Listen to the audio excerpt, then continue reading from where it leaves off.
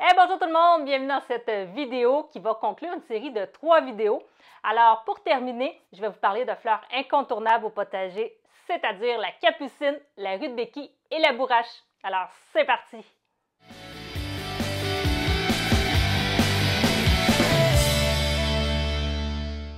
Donc, je vais débuter avec la capucine. C'est environ 3 à 4 semaines avant la date de dernier gel dans votre région que vous allez pouvoir commencer la capucine à l'intérieur. Donc, dans mon cas, dans ma zone 4B, c'est plus fin avril. Là, je suis un petit peu d'avance à la mi-avril parce que je voulais vous faire la vidéo. Je vais les faire dans des multicellules comme ça. C'est 9 multicellules. Enfin, au départ, c'était une plaque de, je pense, 72 multicellules que j'ai coupées en différents formats. Donc, 9, ça va être parfait pour moi parce que je vais mettre seulement une graine par multicellule. Comme il s'agit de grosses graines, je vais vous les montrer. Alors, si j'aime pas toutes, mais je vais en avoir quand même quelques-unes, quelques fleurs, en fait, que je vais pouvoir remettre au potager. Donc, je vais remplir des multicellules comme ça. Je vous montre tout d'abord les graines, de quoi elles ont l'air. Elles sont grosses. Oups, j'arrive. Alors, comme vous pouvez voir, il s'agit de grosses graines. C'est pourquoi je vais en mettre seulement qu'une par multicellule. Donc, maintenant, ce que je vais faire, c'est que je vais venir remplir mes multicellules avec un terreau à semis que j'ai préhumidifié tout d'abord, jusqu'à temps qu'on soit capable de pouvoir faire une petite motte qui se tienne. Donc, à ce moment-là, le niveau d'humidité est suffisant. Encore une fois, si j'humidifie mon terreau à l'avance, c'est pour m'assurer qu'il y ait un bon taux d'humidité, qu'en fait, qu'il y ait suffisamment de terreau humide jusqu'au bout, finalement, au fond du multicellule, parce que quand on va avoir terminé, on va venir pulvériser un petit peu d'eau à la surface, mais il n'y aura pas suffisamment d'eau pour se rendre au fond. Donc, moi, j'aime bien l'humidifier à l'avance. Alors, je vous montre comment je remplis mes multicellules. Je vais venir remplir mes multicellules, remplir chacune des cellules, en fait, comme ça ici. Je m'assure qu'il y en ait partout. Pour ça, je vais juste venir passer ma main comme ça ici pour aplatir légèrement. Et je vais venir rentrer mes doigts, ton 2 doigts, tous 2, 3 doigts, peu importe, dans chacune des multicellules. Et si je vois des petits bouts durs comme ça ici, ça, c'est une petite roche. D'accord? Donc, je les enlève. Voilà. En fait, pourquoi je fais ça? C'est pour venir vraiment m'assurer qu'il y ait du terreau jusqu'en bas, puis que la multicellule soit un petit peu compacte, pour quand on va venir démotter à ce moment-là, que la motte va bien se tenir. Et aussi, ça permet d'enlever les poches d'air à l'intérieur. Donc, par la suite, une fois qu'on a fait ça, on va venir remettre du terreau pour remplir chacune des cellules. Et on va venir tout simplement aplatir comme ça en pesant légèrement. Et voilà. Et voilà. Donc, je vais venir juste tapoter un petit peu dans le fond. Voilà. Assurer qu'il y ait du terreau partout. Et là, je vais juste venir appuyer légèrement à la surface comme ça ici, pour recompacter légèrement le terreau à la surface.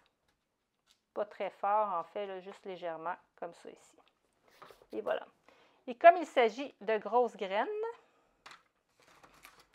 je vais venir les mettre, j'en mets seulement qu'une, je vais la centrer. On les met au centre.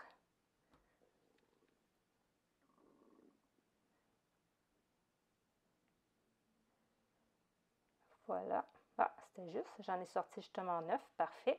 Et là, ce que je vais faire maintenant, c'est que je vais venir appuyer sur la graine pour pouvoir l'enfoncer environ 1,5 cm. On va dire que c'est environ 2 fois et demi l'épaisseur de la graine. Comme c'est des grosses graines, on peut se permettre de bien enfoncer. Et par la suite, on peut venir recouvrir avec le terreau qu'on a déjà. Oups, un petit peu dur ici. Ou on peut venir remettre légèrement de terreau à la surface comme ça ici pour boucher les trous.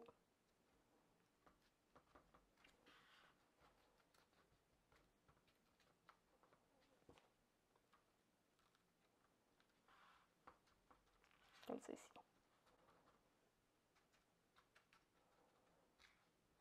Et c'est pas plus compliqué que ça. Puis la dernière étape, qui est toujours la même, c'est qu'on va venir bien arroser le tout. Donc, je vais utiliser mon pulvérisateur et on va en mettre une bonne couche à la surface. Pour s'assurer que ça soit bien humide, au moins jusqu'à la germination. Peut-être que vous allez avoir arrosé à nouveau avant que ça soit germé. Mais quand on arrose bien, habituellement, on est capable de se rendre jusqu'à la germination avant le prochain arrosage.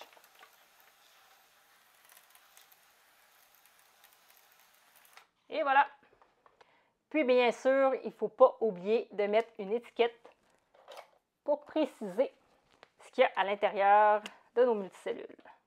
Alors, capucine. Voilà. Là, je vais aller mettre mes capucines, en fait, sous mes lampes horticoles. Ça va avoir besoin d'un 13 à 18 degrés environ pour germer, donc ça n'a pas besoin d'énormément de chaleur pour germer. C'est pourquoi les capucines, on peut les faire aussi directement à l'extérieur au mois de mai, quand on a une température entre 13 et 18 degrés. Mais on peut aussi les commencer, prendre de l'avance à l'intérieur, à la fin avril, comme je vous disais. Ça va prendre environ de 7 à 14 jours pour germer, donc c'est quand même assez rapide. Ce qui est intéressant de savoir pour les capucines, puisque pourquoi je les cultive, notamment au potager, en plus qu'elles soient vraiment magnifiques, de plusieurs couleurs, il y en a des jaunes, des rouges, des oranges par exemple. La capucine, on va dire qu'elle va attirer les pucerons.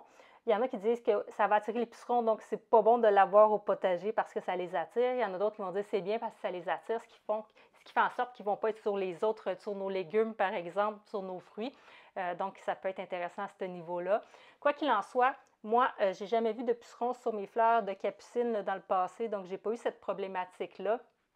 Et les capucines, en plus d'être très jolies, comme je disais, on peut les consommer. C'est super beau dans une salade, par exemple, sur un mets. On décore, par exemple, notre assiette avec des fleurs de capucine, mais en plus de ça, on peut manger ces fleurs de capucine-là qui ont un petit goût un petit peu épicé. Donc, c'est vraiment très bon, puis c'est original si vous avez des convives à la maison, puis vous avez envie de les impressionner. Alors, je vais aller mettre ça sous lampe, puis après ça, je vous montre la rudbeckie. Maintenant, pour ce qui est de la rudbeckie, c'est une fleur que j'aime beaucoup avoir au potager aussi parce que c'est un jaune très vif. Ils viennent quand même assez hautes et attirent beaucoup les pollinisateurs. C'est très beau et c'est très, très pratique. C'est très bénéfique au potager. Donc, je vous montre mon enveloppe là, de rudbeckie.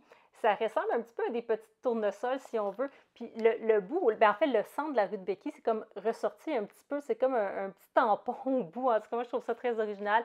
Et puis, tu vois, là, tous les petits insectes là, qui veulent aller picosser à l'intérieur pour aller chercher le pollen. Donc, c'est vraiment très beau.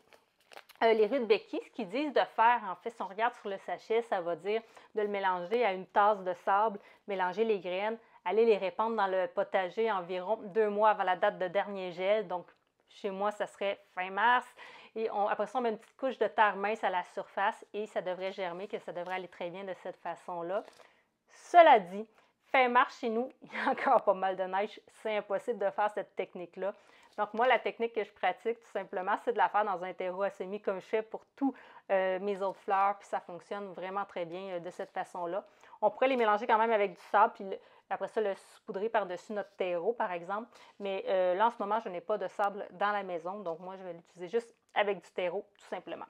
Comme il s'agit de miniatures petites graines, d'ailleurs, je vous montre. J'ai réussi. Il ne faut pas abandonner. Donc, il s'agit de miniatures petites graines, comme vous pouvez voir. Alors, à ce moment-là, je ne vais pas faire comme j'ai fait avec mes capucines, c'est-à-dire je ne vais pas utiliser des multicellules. Je ne pourrais pas les mettre individuellement, mais en fait, je pourrais, mais ça ne servirait pas à grand-chose. Le taux de germination n'est pas garanti non plus. Donc, je vais venir utiliser comme ça une petite barquette à champignons. Donc, c'est un format que j'aime beaucoup. Je vais venir le remplir de terreau. Alors, je vous montre.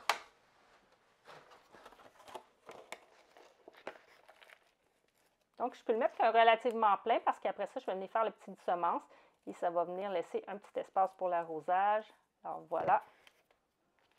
Donc, voilà. Je vais venir juste tapoter un petit peu comme ça, m'assurer qu'il y ait du terreau partout à l'intérieur, enlever les poches d'air. Et je vais venir faire mon petit semence en appuyant tout simplement comme ça avec mes mains. Comme vous voyez, il reste un espace suffisant là, pour l'arrosage puis pour pouvoir venir mettre après la petite couche mince là, de terreau à la surface. Donc, voilà. Alors, je vais reprendre mes graines. Je pourrais y aller directement avec le sachet, comme ça, je vois la quantité à peu près de graines que je mets. Et voilà. Alors, je vais venir saupoudrer à la surface comme ça ici.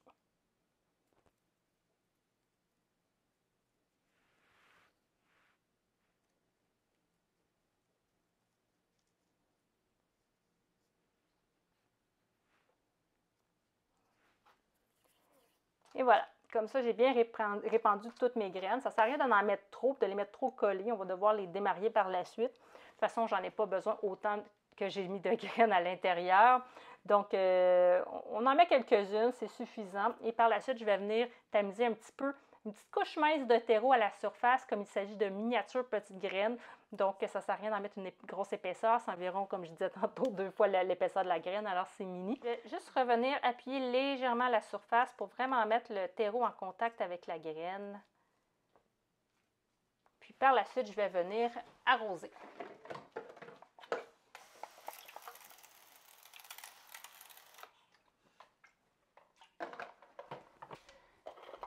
Et puis je vais venir indiquer Rudbeckia.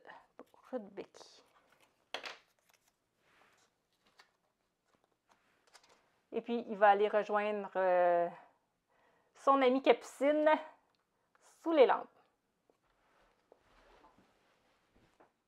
Avant de poursuivre avec la bourrache, juste vous dire que pour, en fait, la Rudbeckia, c'est un peu comme la Capucine. Donc, ça va germer entre 10 et 20 degrés sans problème, entre 1 à 2 semaines également. Donc, c'est sensiblement les mêmes caractéristiques pour les deux au niveau de la germination. Donc maintenant, je vais vous montrer la bourrache. La seule chose, la bourrache, premièrement, c'est magnifique la bourrache. Je ne sais pas si vous avez déjà vu des fleurs de bourrache, c'est bleu. Puis les bourdons adorent la bourrache. J'en ai eu vraiment beaucoup dans ma bourrache l'année dernière. Et puis la bourrache, ça vient quand même assez gros. Ça prend quand même assez d'espace. Et puis ça se ressème toute seule. Donc ça va, les graines, quand ils vont tomber au sol, ils vont se ressemer facilement avec le vent. Ça va se répandre un petit peu dans votre potager. Donc, ça peut être un petit peu envahissant et puis ça peut revenir d'année en année. Là, si les graines sont restées au sol, ils pourraient regermer l'année suivante. Donc, mais c'est super d'avoir de la bourrache au potager, non seulement parce que c'est magnifique, mais parce que tout comme la capucine, ça se mange. Donc, vous pouvez aussi en mettre dans vos salades, sur vos différents mets, et ça a un petit goût de concombre frais. Donc, c'est super bon, la bourrache. La bourrache qui est recommandée, c'est de la faire directement à l'extérieur après la date de dernier gel, donc au printemps, fin mai dans mon cas. Donc, ce n'est pas nécessaire de la partir à l'intérieur parce que ça va vraiment germer rapidement, ça va croître rapidement. D'ailleurs, en 55 jours, vous allez avoir un niveau de maturité suffisant pour pouvoir la consommer, pour pouvoir commencer à couper les fleurs. Alors, c'est vraiment rapide. Donc, vous n'êtes pas obligé d'en faire dans la maison. Puis si vous décidez de le faire dans la maison, prendre un petit peu d'avance, vous pouvez attendre au mois de mai pour les faire. Mais là, je faisais ma série sur les fleurs. Alors, je vais vous montrer quand même comment les semer. Je vais être en mesure quand même de repiquer les fleurs que je vais avoir à l'extérieur, mais je vais sûrement les repiquer dans la maison avant de les mettre à l'extérieur. C'est ce que j'ai fait l'année dernière. Je les ai faites quand même tôt et j'ai été capable de les transplanter par la suite au potager et avoir un très bon résultat. Donc, comme j'en ai pas besoin de beaucoup de bourrage parce que je vais en faire directement à l'extérieur aussi au mois de mai, je vais les faire comme ça dans des petits contenants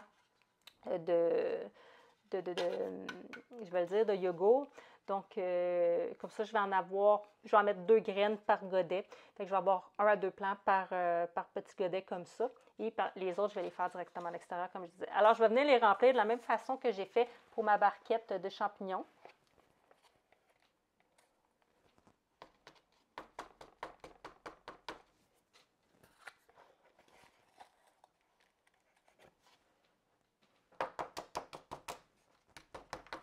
Donc, voilà.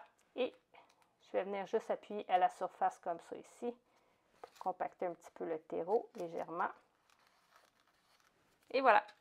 Alors, je vous montre maintenant les graines. C'est relativement gros également, les graines de bourrache, comme vous pouvez voir. Alors, je vais venir en mettre 2. Je vais laisser une petite distance. Je vais venir pousser un petit peu. On va mettre environ 1 cm de profondeur. Alors, on peut pousser tout simplement avec notre doigt pour l'enfoncer. Je vais ranger les autres. Et par la suite, on utilise le terreau qu'on a déjà ou on en rajoute pour venir fermer les petits trous. Tout simplement comme ça. Je vais venir identifier mes pots. Comme j'ai encore le papier autour, je peux écrire directement dessus. Et j'en profite là, pour l'écrire avant d'arroser parce que ça va tout mouiller le papier.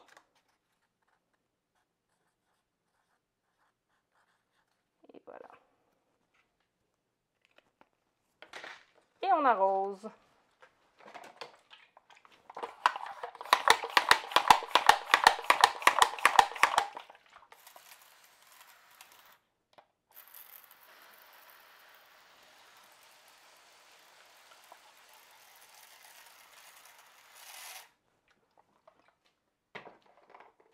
je vais mettre ça sous lampe. Alors, pour ce qui est de la bourrache, ça devrait germer entre 7 et 21 jours à une température entre 10 et 21 degrés. Avant de conclure, je voulais vous montrer, parce qu'on a fait quand même une série de 3 vidéos et il y a eu des résultats à tout ça. On a fait différentes fleurs ensemble, donc je vais vous montrer. La première, si je ne me trompe pas, qu'on a fait, c'est la camomille. Donc, c'était des toutes petites graines. Je les ai fait à la volée, comme ça, dans un contenant, comme ça ici. Et comme vous pouvez voir, ça l'a bien germé. Donc, aucun problème. On avait fait aussi les pensées. Donc, les pensées commencent là, à germer, comme vous pouvez voir. Les pensées, ça va germer à la noirceur. Hein? Fait que moi, j'avais mis à la surface un papier comme ça. Un papier feuille, comme j'appelle, un papier d'aluminium. Et après 10 jours, c'est environ 10 jours pour germer, mais ils ont vraiment germé à 10 jours. Donc après ça, j'ai enlevé le papier d'aluminium et je les ai mis tout simplement à la lumière. Alors, comme vous voyez, on va avoir des belles pensées. J'ai fait aussi des œillets d'Inde. J'avais fait mes vieilles œillets d'Inde, les vieilles graines que j'avais en sachet. Ceux-là n'ont pas germé, mais mes graines que j'avais récupérées l'année dernière, ils ont très bien germé. Je n'avais mis 2 par contenant comme ça. Et les 2 ont germé. C'est le cas pour les différents petits pots là, comme ça que j'avais fait. Donc, on a un bon résultat ici. Et finalement, on avait fait les tournesols. Et j'avais fait 3 pots de tournesol avec 2 tournesols par pot. Et les 3 ont vraiment germé, sont au même niveau d'ailleurs. Donc, même celles que j'avais récupérées dans mon plan. Donc, cette année, ça a l'air de bien fonctionner. Comme vous voyez, encore le petit tournesol là, après les feuilles comme ça. Elle est penchée un petit peu comme ça parce qu'elle cherchait la lumière. Donc, la lampe, il était un petit peu, par exemple, à la droite. Et puis là, la lampe est un petit peu plus à gauche. Donc, ça penche un petit peu comme ça. Ce qu'on va faire, c'est juste les retourner d'un quart de tour. Et après ça, d'un quart de tour, mettons à chaque semaine pour s'assurer que ils ne vont pas se coucher juste d'un côté. Donc, si vous tournez votre pot, ils vont tout le temps se redresser vers la lumière. Alors, voilà pour les tournesols. Ça se présente vraiment très bien.